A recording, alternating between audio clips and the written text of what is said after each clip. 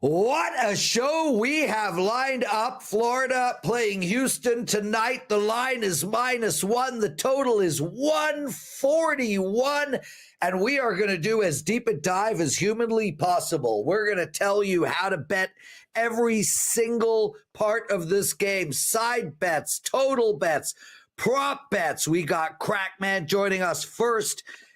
He's going to look at a side bet in this game and then back out of it. We'll explain later. He's got a prop bet in this game. We're going to talk some baseball.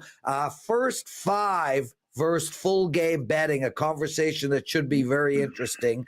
And Crack's going to give us the winner on the Cincinnati-San Francisco game. After him, we got the great Brian Power joining us. Brian's had an incredible college basketball season, and he's going to tell us how to bet the total in the college basketball game tonight. And he's also going to look at Philadelphia and Miami in the NBA. Jesse Schule back from his vacation, powerlifting machine. He's got some prop bets for us in college hoops. Carmine Bianco, Champions League quarterfinals is this week. Tons of betting opportunity in that. Arsenal playing Real Madrid tomorrow. Carmine's going to look at that. And Gianni The Greek will end this show. I'm Lawrence Presman. You're watching Wager Talk Today. This is without question the best daily sports betting show on the planet. And we've got right off the bat, probably the best sports bettor on the planet, the Krackman, Bill Krackomberger. How are you, my friend? Good morning. How we doing? Okay? Dude, I'm freaking ecstatic, bro. Thank you for asking. That allows me to brag. I went 3-1 on Saturday for my clients. I won yesterday. I'm 13-5 in the madness. I'm on an 11-2 NHL run. I got action from the wife twice in the last 72 hours. I'm 20 minutes away from finishing Daredevil, the newest season. I have done 3 shows today and 40 minutes of lat pull downs and rows. And I have a 5% play up in the NHL tonight, Bill. I know you didn't need any of that, but I am ecstatic. How are you? Good, my man. Good. How can you not be? Las Vegas over the weekend. Great weekend of music for me. Great weekend of actually the baseball season is starting out great. Up double digits so far, and unit wise, and got to see the Eagles this weekend over at the Sphere, which was unbelievable. Anyone should go see that.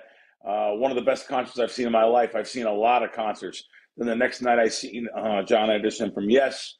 They were great. These guys are 81 years old. The Eagles in the late 70s. Sports betting, weather's turning. That's it. The winter's over here. It's going to be 78 today, 85 the rest of the week, 90.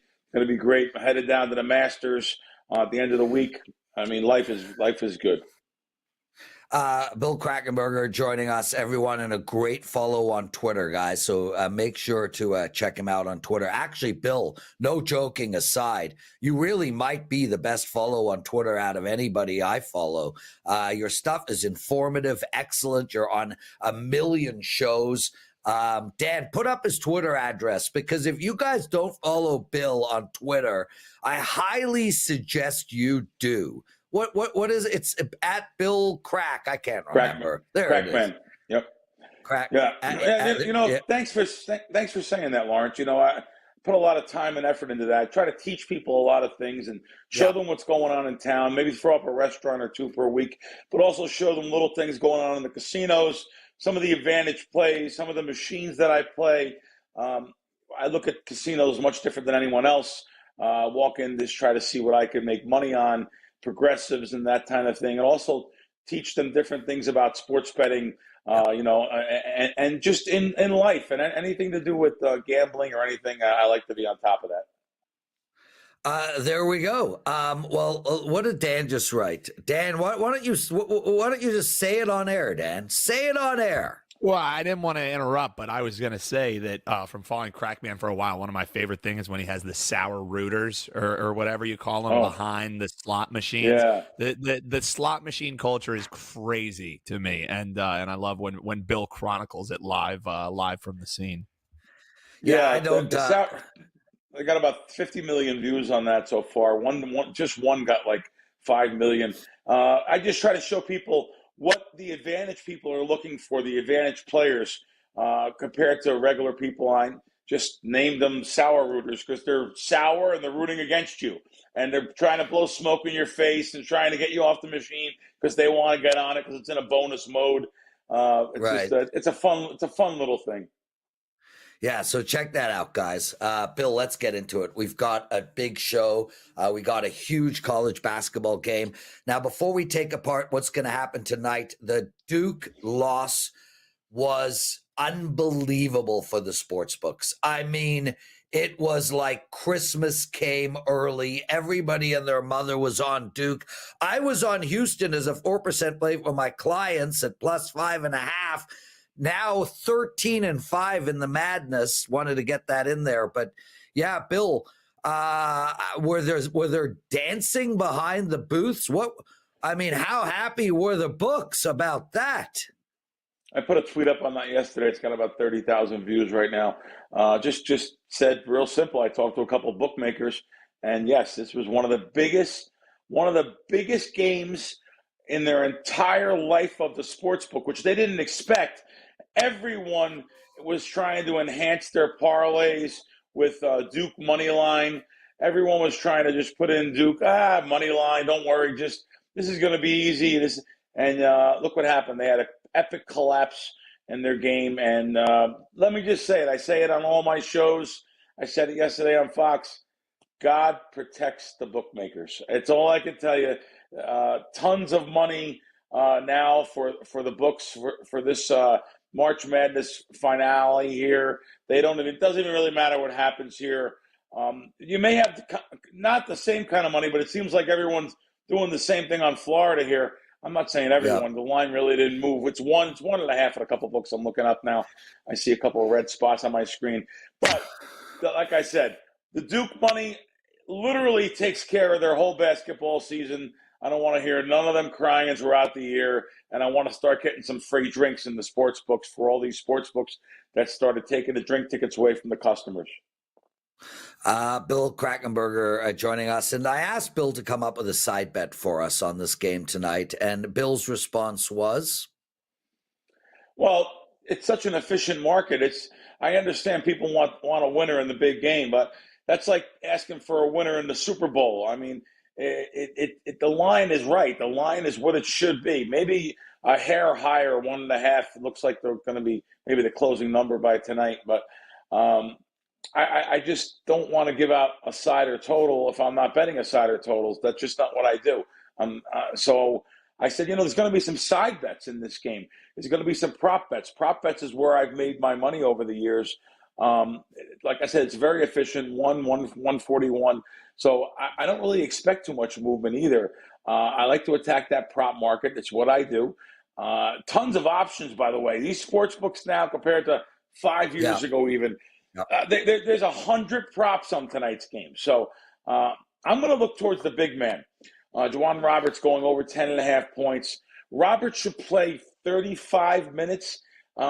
In this one, I would think something like that. As long as he can avoid any foul trouble or any kind of, I think this can go over. And years ago, I was an under guy. I played under on most of my props because it was built in, a little bit of an advantage to bet under. Everyone bets overs.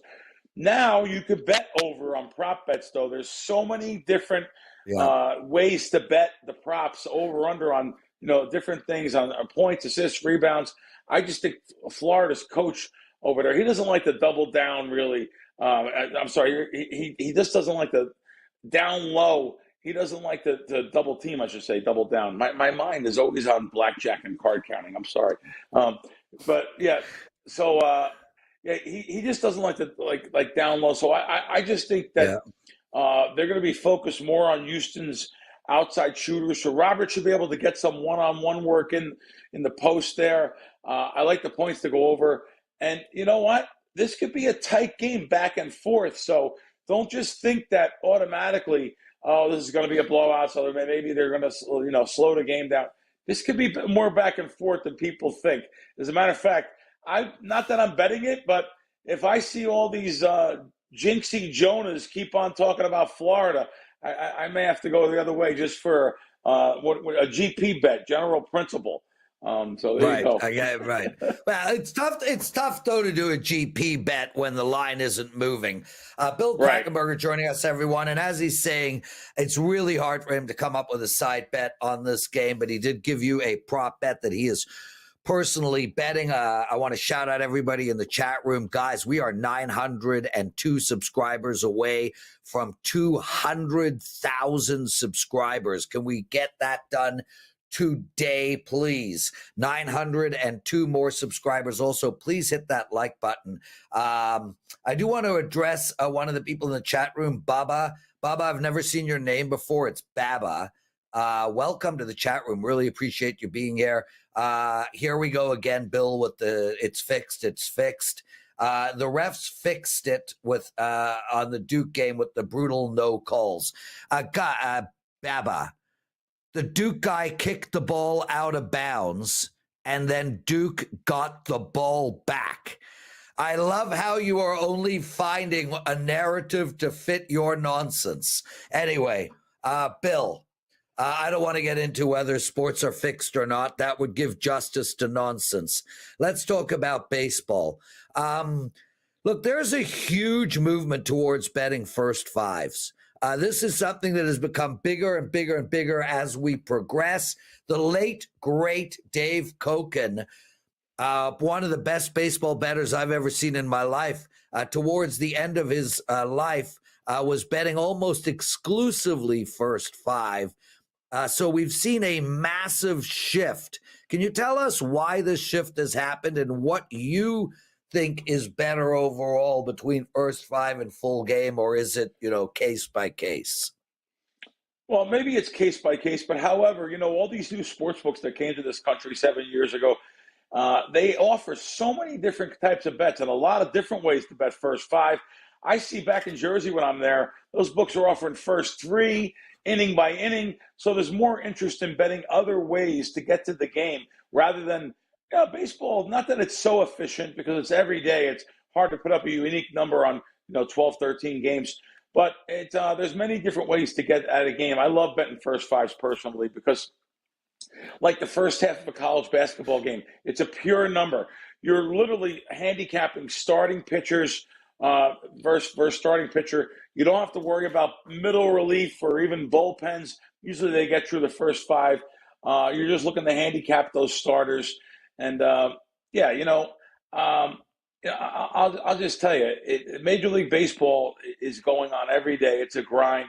You have to be committed to it. Listen, I know people expect to win every day at something or even every week. It's not going to happen. But I'll tell you this, though. By the end of the season, though, I have had really great success betting almost every single sport, including baseball. So we scour the entire Major League Baseball board for plus EV games. If you wanted to talk about, I told you guys, I do a lot of baseball props too, by the way. But Cincinnati-San Fran matchup, if you want to talk about that a little bit, I'd be happy to talk about that. Yeah, and I put this down as sort of the featured game. San Fran 8-1 on the season, really great start to the year, that is for sure. And they've won 7 in a row here. They're minus 155 against a Cincinnati team that has started well in typical Cincinnati fashion. They can't get out of their own way, and they're 3-7 on the year.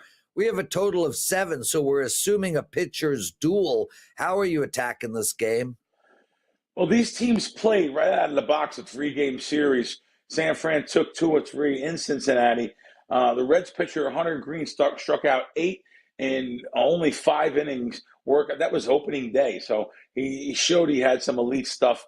And, it's you got to remember the weather on these games, too. I know people think like, oh, it's baseball season. They think of baseball, hot dogs, apple pie, hot outside. Boy, some of these games, especially like back east, it's freezing out there. The Cubs played in 35-degree weather the other day, too. The Oracle, though, is more of a pitcher-friendly park, especially night games. This one goes at 6:45 p.m. Eastern time. I like Green to go a little bit deeper than 5 innings in this game. I'm actually looking to take his over strikeouts over 6.5 in this one. for the full game. You know what? That's something that literally that prop market on strikeouts didn't come out till a few years ago. So I just don't think the sports books could be efficient at all of these type of props when they have to make up, 60, 70 different bets for one game. And it shows that I'm having a good prop season already on pitching props and different type of baseball props. We're going to beat that market. I'm just glad you guys are allowed to bet that stuff, because for some reason these sports books, being funny for some reason, these sports books like to throw me out. I'm thrown out of many sports books in this town and nationwide. I'm not allowed to be on apps. I get thrown out of sports books for one thing, for using my brain. So these people can get at these over 6.5 strikeouts. That's so funny, Bill, that you said that, because I was out for dinner on Friday night with a bunch of people, and they know I bet on sports, and they know I gamble, and they were asking me, because I'm going to Vegas mid-June to play in the WSOP Seniors event, and they asked me, do you get comped? I mean, surely you go to Vegas so often and you gamble so much, you get comped. And I'm like, oh, hell no. I have never been comped in my life, Bill. There is not a casino on the planet that has ever called me on the phone and said, hey, Prez, when are you coming back? And I wear that with a badge of honor. If you're on a VIP list, you need to check into Gamblers Anonymous. If you get comped when you go to casinos, you got a gambling issue. I wear a badge of honor that I do not get comped, and you probably wear it as a frustrating badge of honor that they keep kicking you out of these sports books. Well, I got to be honest with you. Like, I ate at Westgate last night at Benihana's. I've got to be blunt with you, Prez. They're pretty good to me. I bet a lot of money in Westgate. I told everyone, you're welcome to ask John Murray. I took a 6-figure check out of there a couple of years in a row at the end of the season, and yet they still comp me to the restaurant. So I get my comps based on Sportsbook over at Westgate, over at South Point. Circa also gives me comp dollars for Sportsbook, though it's about 1/100th of what Westgate gives. If you're put on a sharp list, they comp you at a much lower rate. But and I'll play some video poker promotions and stuff. And I was just backed off my favorite casino in the world to win. They backed me off playing video poker, not allowed to play, because I'm looking to play with an edge. So I'm looking to play with cash back and certain kind of bonus structures. But anyway, we'll have you out here firing on slot machines and playing craps when you come in June. I'll be able to get you a free room. Love you, Bill Krackenberger. I already have my room, and I don't ask people for free anything. You are the best. Guys, we are so lucky to have this freaking guy with us. Are you kidding me? It took 18 months to pry this guy away from his previous position. 18 months of begging and pleading, and now he is exclusive to WagerTalk, one of, if not the greatest sports bettors on the planet. Bill freaking Krackenberger. Appreciate that, Prez. Look forward to talking to you and seeing you again. Guys, have a great week. Enjoy the weather. Relax. Don't go crazy on tonight's game just because it's just one game. I know it's the championship game. Just make sure bankroll management plays a big part. Thanks again, Prez. Thanks, everyone, for watching. There you go. Bill Krackenberger, spelled incorrectly by Dan, our producer. Lots of love to Dan, though. Yeah, he thinks that a K comes before a C, but hey, that's okay. We forgive him. Guys, yes, there's a huge game tonight. Brian Powell will be joining us in a second to give you a total bet on that. But if you were to bet one play tonight, one play only, it shouldn't be in college basketball. It should be my 5% in the NHL. I'm on an 11-2 run in the NHL. I'm up close to 40 units in the NHL. I'm the number one most profitable expert in the NHL. I won my 5% in NBA last week. I won my 5% in NHL last week. Please take advantage of my 5% play tonight. And also, guys, 2 shows already done today. I finished my show with Matthew Barnaby, The Blue Line, one of my favorite shows. I get to do a show with Matthew Barnaby. I mean, pinch me. How lucky am I? That's all NHL. You can find that over at WagerTalk TV. And I did Puck Time with Carmine as well. That's up at WagerTalk TV too. Brian Power joining us. Brian, I've missed you. I love you. You're the man. You got killer hair. It's got a weird color today. Andy, you have had an incredible college basketball season. What's happening with you, bro? Yeah, just one more game, Prez. You know how it goes. 4% best bet. I got locked and loaded, 12-4 in the tourney since the start of round two. We did have an unusual, atypical dip there in the first round, but we immediately bounced back. Remember. 2-1 in the final four on Saturday. We did lose because I know the commenters know they want you to acknowledge when you lose the big one, so I will do that. I did lose Auburn on Saturday, but I won my other two plays. I had Houston as well, so we had one comeback go our way, Prez, and one comeback obviously not be as kind in those two games. Also had the under in the Florida-Auburn game, which I think seems apropos since I'm about to talk about the total on tonight's championship game. Andrew Wadge wants to know when Kid Poker is coming on Blue Line. I'll find out from Matthew today, Wadge. I'll let you know tomorrow.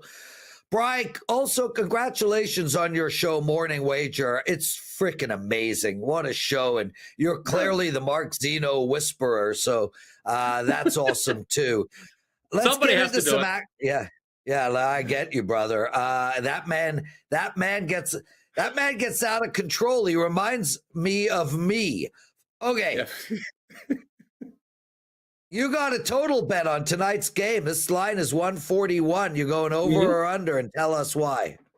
Well, let's first of all, just before I tell you that, talk about the from the two teams' perspective where this total is at. From the Houston perspective, the total is high.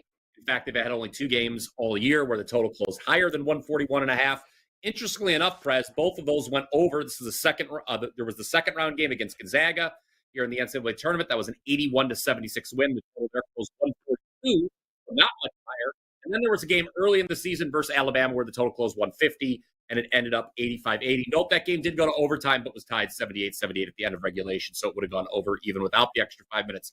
From the Florida perspective, the total is, of course, pretty low. In fact, even at the current number, we've seen a dip there, as you see on the screen. It's still the second lowest total for any Gators game this season. The lowest, very early in the season against a Virginia team, Prez, that we know plays slow, is offensively challenged. That total was 133, and it flew over, though. Florida won 87-69 in that one. So all of that, I bring it up because it makes for an interesting handicap, right? On one hand, you've got a high total. One hand, you've got a low total from the team's perspective. I will say this. The way you play the total is probably going to be correlated with how you view the side here. Houston winning, probably more conducive to an under. Florida winning, probably more conducive to the game going over. But regardless of who you like, for me, it does seem that this game's more likely to stay under the total. Houston, number one in the country, defensive rating per KenPom, number one in points allowed per game. They also play fifth slowest tempo in the country. I also think this could be the key. Watch this, because we saw it late in the game. You brought up the Duke game at the outset, Prez. Houston's ability to pressure the ball, I think, gives Florida problems here. The two big guys against Auburn, they kept picking up their dribble. Sometimes they got away with it. They're not going to get away with it if they keep doing that here against Houston. And I know Florida had the 11-0 overrun, Prez, before the game against Auburn, where, again, I had the under in that game and cashed it. But Florida can defend. They're a top 10 defensive rating team at KenPom as well. The key is going to be limiting Houston's threes. This is something that's not talked about enough. Houston's number one in the country in three-point shooting percentage, 39.9%.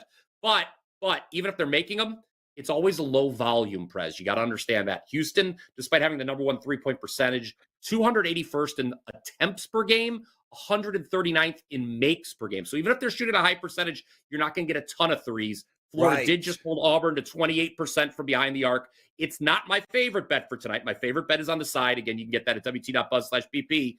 But if I had to play the total, I would go under on this one. Yeah, and Bry, really great point about Houston. And the other thing to add is they're not actually looking for those three-point shots. So when they do happen, they come late in the shot clock as well. They seem to be one of those rare inside-out teams that don't really exist much anymore.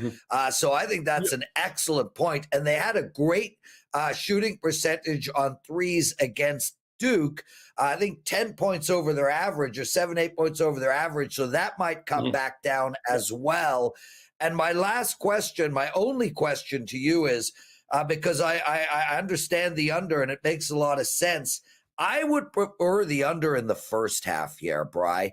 Firstly, most most of these 140, 150s see a 65 first half and a 80 second half.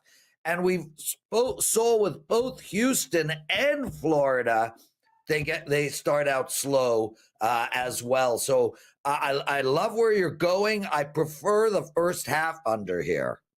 Yeah, it's funny you bring that up because you referenced the morning wager that Zinno and I do each and every day here on the WagerTalk YouTube channel. Make sure you click subscribe. You can always check that show. It's Monday through Friday. We give you 3 free picks. Our best bet today, Zinno and I, that's always something that he and I agree on. It was the first half under on this game, as a matter of fact. I just wanted to give people a different look and expand and look here for full game. But yeah, I do not disagree. As a matter of fact, I completely agree with anyone who would want to take the first half under in this one. Speaking of the morning wager, Baba writes, no, one of these guys, who wrote? Somebody wrote that the morning wager is the funniest show on the WagerTalk Network, and I couldn't agree more. You guys really need to check that show out. It's just freaking awesome.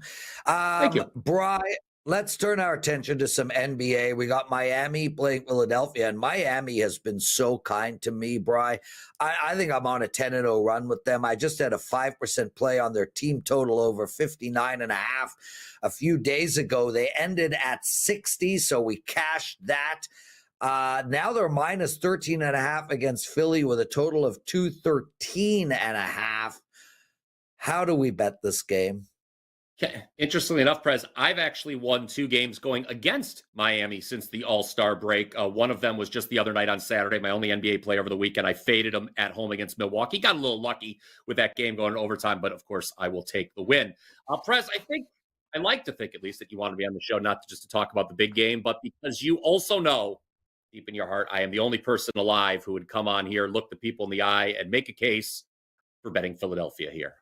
Look, I know it's been a disastrous season for Dan Alexander's team. You got Joel Embiid, Paul George, Tyrese Maxey all out for the season with injuries. Teams eliminated from playoff contention. They should be ashamed of themselves in the depth-shy East of that. And on top of all that, they've lost 11 straight games. They'd also failed to cover 9 in a row before the last one where they cashed plus 16.5 against Minnesota. But look, Prez, this number's come down a little bit this morning. It was 14.5.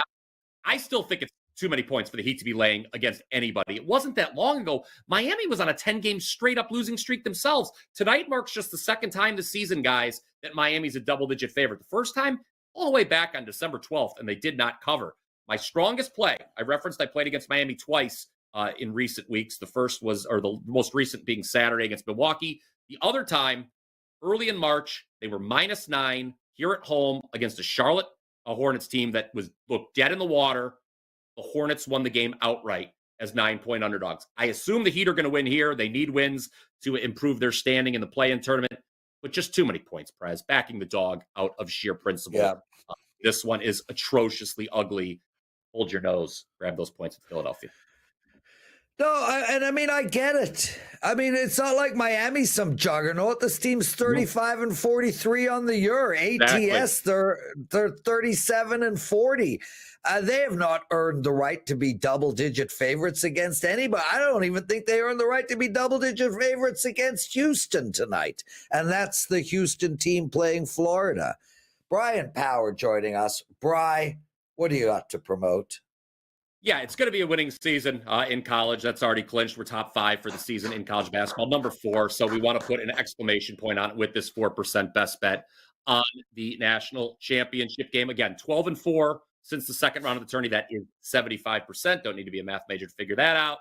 And that's my only play for Monday. So just 4% WT.buzz/BP as we look to keep it going and put that exclamation point on the college basketball season. Top 5 also all sports since the start of the year in 2025. Very proud of that as well. Well, proud that you're with us, my friend. Thank you for doing this. And guys, make sure to check out the Morning Wager. Really spectacular show. We got lots to left. We got Jesse Schule joining us to talk prop bets for tonight's big college basketball game. Carmine Bianco is going to look at tomorrow's matchup in the Champions League. We're going to end the show with Gianni The Greek. I want to shout out Justin P., Spencer, Ashur, Damian, Steve, Joey, Victor, Joseph, Matt, Paul, George, Meldon, Robert, John, Ben, Anthony, Justin, Paul, Rizwan, David, George, Justin, again, 3 different ones, Damian, James. All of you guys have purchased my 5% play in NHL tonight. It means the world to me, the world. Thank you guys for doing that. Jesse Schule joining us. Jesse, how was your vacation, brother? It was all right. I survived. I don't recommend a trip to Phnom Penh anytime soon. I don't think I'll be going back, Prez. Damn it. Carmine, if you're listening, let's take Phnom Penh off of our list of vacation places. I know for Carmen and I, it was in our top 3, so no Phnom Penh for us. Jesse, you put in the chat room that the foul was egregious, and I'm assuming you're talking about the over the back from Mr. Flag. I thought it was a very tic-tac Wasn't it foul. sort of under the arm? I don't think it was over the back. Wasn't it kind of under the armpit? Whatever the case may be, yes, it was a horrible foul, but no more or less horrible than missed fouls later on. And this concept of it was the foul that changed the game. Yeah, well, maybe if Duke would have hit one extra field goal in the last 10 and a half minutes, that foul would have been meaningless. I'm not going to consider that. I mean, I agree. You can't really say it was fixed, because nobody made Duke choke the way they choked. They just they threw up all over themselves at the end of the game. That said, regarding the foul, I mean, there's an unwritten rule. If it's a ticky-tacky foul in the second quarter, you just don't call it in the final minute. So that's the problem I had with it. Everybody knows you don't call that to decide a game. I accept what you're saying, but hey, they did miss a kicked ball maybe 20 seconds earlier that was crucial to how the game would have been decided as well. So we could pick whatever narrative we want. Duke pooched it, and ultimately it demonstrated why having an incredible player like Cooper Flag on your team, you know, it's good and bad. There was an inbound play where Knuble, or whatever his name is, was wide freaking open, standing right in front of the guy. And the gentleman spent all of his time trying to get the ball to Flag. So, yeah, too bad, Duke. So sad. We move on. What do you got for us in tonight's college basketball game? Going to look at some player props, Prez. We just listened to Power give us the winning total, and I do agree with the sentiment. And you know it, Prez, if it's a championship game, a game 7 in the NHL or the NBA or college basketball, the under is worth a look always. And I will say over the last 15 years, the average combined points total in a college basketball final is roughly 135 points. So when I see this total at 141 and a half available, I'm leaning toward the under, but that's got me looking at some player props, because if there's less points to go around, if it's going to be a defensive battle as Power outlined for us, it's going to be hard for some of these guys to put up these big numbers. And a lot of these points totals are inflated. I'm looking at the leading scorer for the Florida Gators, Walter Clayton Jr. His points total sits at 18 and a half. And he averaged 15 and a half or 16 and a half this season. I had it written down. I can't see it here now, but he's coming off back-to-back 30-point games. So the number's a little bit inflated. And, you know, the Gators have played a lot of high-scoring games. They've gone over the total in 9 of their last 10 games. We're not expecting that high score here against the number 1 ranked defense in the country. And if I'm looking for a comparable situation for Walter Clayton Jr., the Gators did play Tennessee twice. Now, Tennessee's defense isn't quite as good as Houston's, but they're pretty good, the best in the SEC. Against Tennessee in the regular season, 2 games, 13 points. Yeah. That's not 13 points per game. That's 13 combined points. They did have a conference tournament game against Tennessee as well. So in the 3 games, he averaged 13 points total against Tennessee. It's going to be tough for him to get past 18 points here against Houston. So I'm going to go under his points total, Walter Clayton Jr. And conversely, you like Cryer, LJ, over 22.5 PRAs, points, rebounds, and assists. Tell us why. Yeah, well, I was going with the same theory, thinking I want to go under on some of these inflated numbers, but I'm looking at his number, and the 22.5 just seems a little bit too low. The guy averaged 15.6, 2.3 rebounds, and 2 assists in the regular season, but he was averaging 32 minutes a game. Well, he played 40 minutes against Duke, 38 and 37 in the previous 2 games. He's probably going to play between 38 and 40 minutes in this game, and he's getting more rebounds and more assists. And that PRA compared to his points total isn't as much higher as it should be. And because of that, I like Cryer to go over that number. I think if he doesn't get to his points total, that just means he'll get a few more rebounds and make up for it. So I like Cryer to go over 22.5 points, rebounds, and assists in this game. Jesse, I'm so glad you're back, man. It's nice to see you again. What do you have going with the clients tonight? Got a 5% MLB play, and I am 31-11 with my last 42 top-rated 4% or 5% MLB plays. That's 74%. I do have a play on the tourney, 13-3 with my last 16 tourney plays. I got an NHL play, and I am 61% with money line plays, 4% and 5%. Nice. The last 3.5 seasons, that for a profit of 146 units. One of the clients called in the office the other day and said, Jesse plays some favorites. I'm a little bit concerned about it. So I had to write them a nice explanation of why I play favorites. Yeah. But when you look at a win percentage of 61% since January 1st of 2022 with money line plays, I think that explains it right there, Prez. Fair enough. Jesse Schule, everybody, one of the best prop bettors on the planet and an awesome guy and an incredibly strong weightlifter, which is important to me because I love weightlifting. Speaking of weightlifting, Carmine Bianco joining us, everyone, to talk some soccer bets. Carm, I don't know why I mentioned you and weightlifting in the same breath, but go with it. Go with it, Carm. Give us a flex.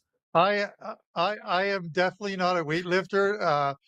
Prior to my trip, I'm waiting for Amazon to deliver it. I actually ordered one of those slimming shirts that you put under your shirt to tuck in the spare tires and the beer gut. So I got to look good for 14 days traveling through Italy. So I'm not a weightlifter by any means of the imagination there. By the way, Carmine, I like following Jesse. Yeah. Why? Because and why is everybody wearing black? Because I just finished watching the season finale of The White Lotus, and Jesse reminds me of Jason Isaacs, who plays Timothy Ratliff on Don't ruin it. I'm not going to ruin it. No. I never. Okay. Spoiler, there's no spoiler alerts here. If you haven't watched White Lotus season 3, the season finale is absolutely epic.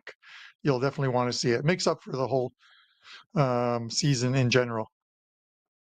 Okay. Well, I just started, so I finished season 3 Reacher, and I just started White Lotus, so I'll let you know how that goes. I'm watching that with Vivian. I'm watching the new Daredevil by myself. And as far as why is everyone in black, Dan Alexander points out that's a reflection of the market that is going on today. It is Black Monday, according to Dan.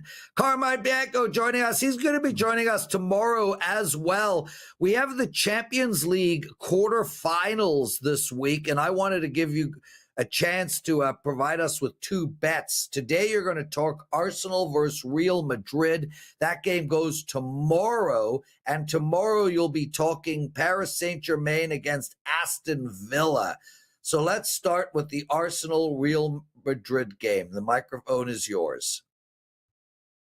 This is, I think this is one of the best games over the next couple of days. Some people will say that could be Inter versus Bayern Munich, but when it comes to Champions League, Real Madrid are the royalty of Champions League, 15-time winners, defending champions.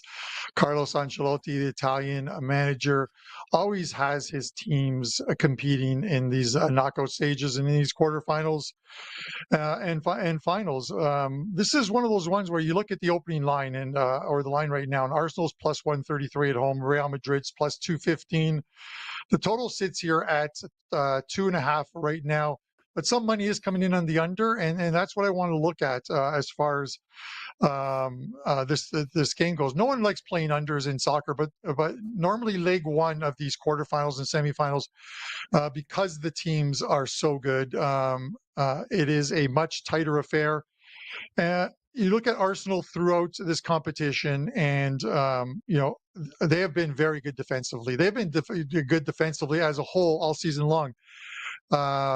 In the Premier League, which is the best league in Europe, 10-4-1, only one loss at home, 30-12 goal differential, allowing 0.8 goals per game at home. During the group stages of this Champions League tournament, they played 4 home games, outscoring their opponents 9-0, 4 clean sheets. They definitely play, and that comes with having a very good midfield. A couple injuries to their back line, but the Italian Calafiore, I wouldn't have had him in the starting lineup. He's more of an attacking, back for this Arsenal team. They get Saka back, which is a big thing. He was rested on the weekend, came in for a few minutes in their draw against Everton on Saturday morning. You look at Real Madrid of late. They're struggling. They lose at home in an upset loss at home this past weekend, losing 2-1, and it's back-to-back losses for them as well too. On the road this season, at least in Champions League play, 2-2 on the road during the group stages. When you look at this team, they are loaded with talent. Mbappe, Vinny Jr. up front, Bellingham, a great attacking. It is the midfield and the back line right now with injuries to this team. And it's been this way all season long. Mendy, Carvalho, Militao, Ceballos missing. Luka Modric, the Croatian midfielder, 39 years old, could actually start this game. This is one of those ones where I think that Real Madrid tries to get any type of a result, come home where they are so much better. Under 2.5 seems like the right play for me. This looks like one of those 1-0, 1-1 type games that will be decided in a week's time back in Spain when they play in Madrid. So under 2.5 is the play here. Carmine Bianco joining us, under 2.5 in tomorrow's matchup between Arsenal and Real Madrid. Carm, what do you have going for the clients? There's going to be obviously hockey tonight. One best bet, a couple of winners last night on the card, a 5% winner on Saturday with the Leafs in regulation, and we're going to try and get on a roll as we head into the playoffs. 10 days left of the NHL season.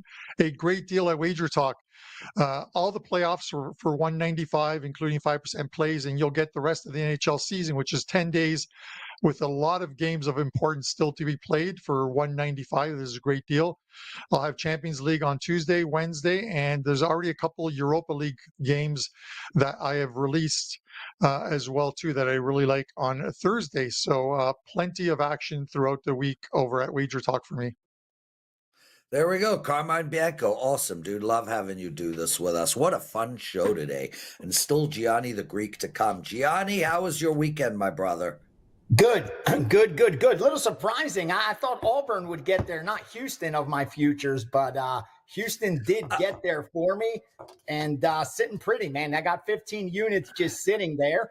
I was able to hedge the Texas women's. I didn't make money off that bet, but we got there towards the end, and it was just a tough matchup because both I knew UConn and South Carolina were better than them, but at 11-1, I thought we'd get some equity and hoping the line was shorter, but it wasn't. So I kind of just set us up so that it was a free roll.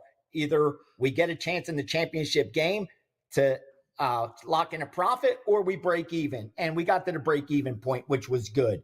But I had a great weekend, nailed my 5% in MMA again. So, yeah, things are good. Up for the year, and number 2 in baseball, last I checked. Gianni, what are you going to do tonight? Like, you're sitting here with a Houston, what was it, plus 750, give or take? Yep. I got a nice bet. I think I'm trying to determine whether to make a 5%.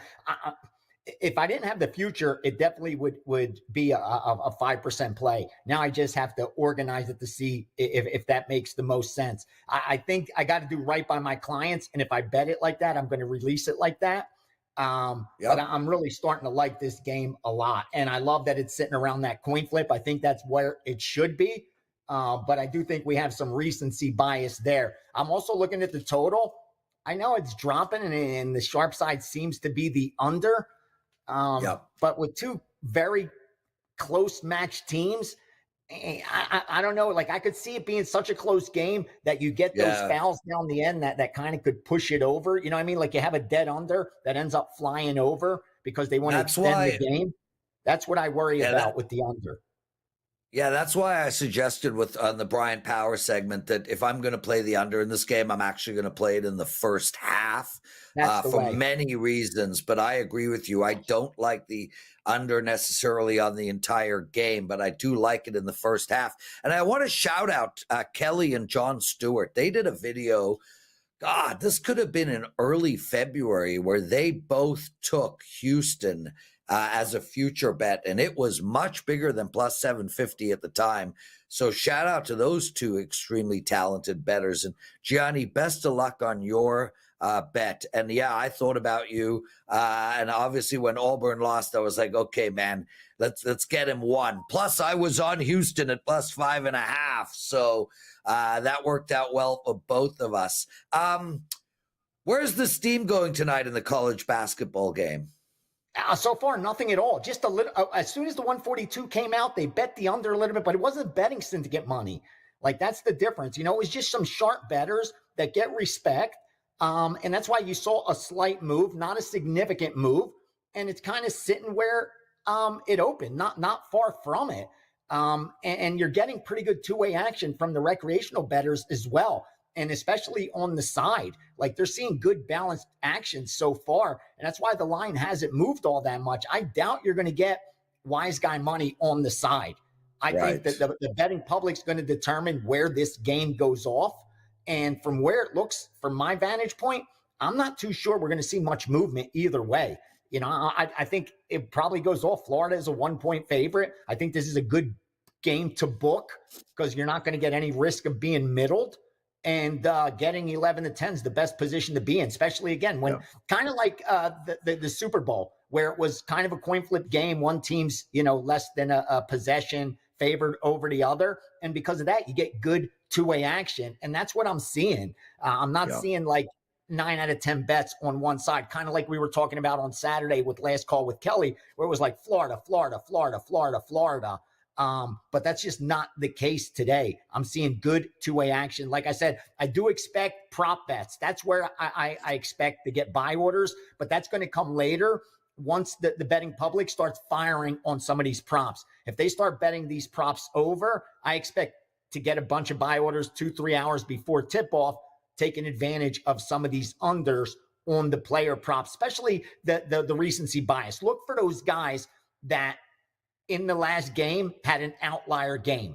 That's the key here. You look at the Houston versus Duke, and you look at Florida versus Auburn, and try to isolate those players that either played way above market expectations or way below market expectations based on what their prop number was in that game. That's why I keep all the lines from those previous games to see how far below were they? How far above were they? And now look what the adjustment is based on that. And I think you could find some real gems because you know what you're getting with these two teams, offense versus defense. Florida, number 1 offense, barely top 10 defense. Houston, number 1 defense, barely top 10 offense. So it's the opposite ends of the spectrum. which, makes it a little difficult because there's not that narrative. Like if they were both top 2 defenses, top 3 defense, we'd have some biases to take advantage of. Or if they were both top 2 or 3 offense, we'd have some bias to take advantage of. But the opposite end of the spectrum makes it a little bit more difficult. And I think that's why you're not seeing line movement, Prez, because usually this should have moved already. If anything, here's what I see. I wouldn't be surprised if Houston went to pick them or -1, because my gut instinct tells me that when this game tips off, Houston will get most of the money. Right now, it looks balanced, but I think that's going to change because we haven't seen about 70+% of the money that's going to come in. And I don't think the recreational bettors are going to be able to fade a team that beat Duke the way they did. Right. I think Houston's going to look really, really attractive to them as the day progresses. I just got yelled at by Dan Alexander while you were talking. My cell phone rang, and he pointed out that there is a mute button. So yeah, okay, muted. Sorry about that, Daniel. You're so right. You're so right, brother. You always got my back. Are you buying today, Prez? Not to go off topic, but are you buying today? Are you dollar cost averaging in some of these stocks? I haven't seen this opportunity come along in a long time, man. Take a look at NVIDIA. Take a look at SMCI. Those stocks, the Teslas that are giving us these opportunities. Yes. I think we have another week. I think the worst hasn't happened yet, but you could get into the SP 500 right now. That's at a risk level I haven't seen in such a long time. Like where it's down below that bull market support. Even gold is down now under that 3,000 range. How about Bitcoin taking a hit? Ethereum, but here's the best buy right now, Ethereum. It may get down to like 1,200, but I was like at 1,400 today, start buying. And now it went back up above 15, but we bought a little bit right around that price. And I'm hoping it gets down to that 1,200 to back up the truck. It may not. But the risk level for Ethereum right now, if you have a 3 to 5 year outlook, I don't think it gets much better than this as far as risk level goes. I agree. And Bitcoin and frankly, everything. But here's the problem, Gianni. In order to take advantage of the market and the correction that is happening now and then the recorrection that might be coming, you have to have a lot of liquidity. And most people have zero. Most people have zero liquidity, Gianni. No, that's what we were talking about, having the dry powder and not chasing the FOMO of that, like a lot of people were doing. Let's not forget, Prez, in December of 2024, that was just 6 months ago. You're looking at Ethereum at $4,000. That's 6 months, $4,000. Now it's 1,500. Yeah, the coin hasn't changed.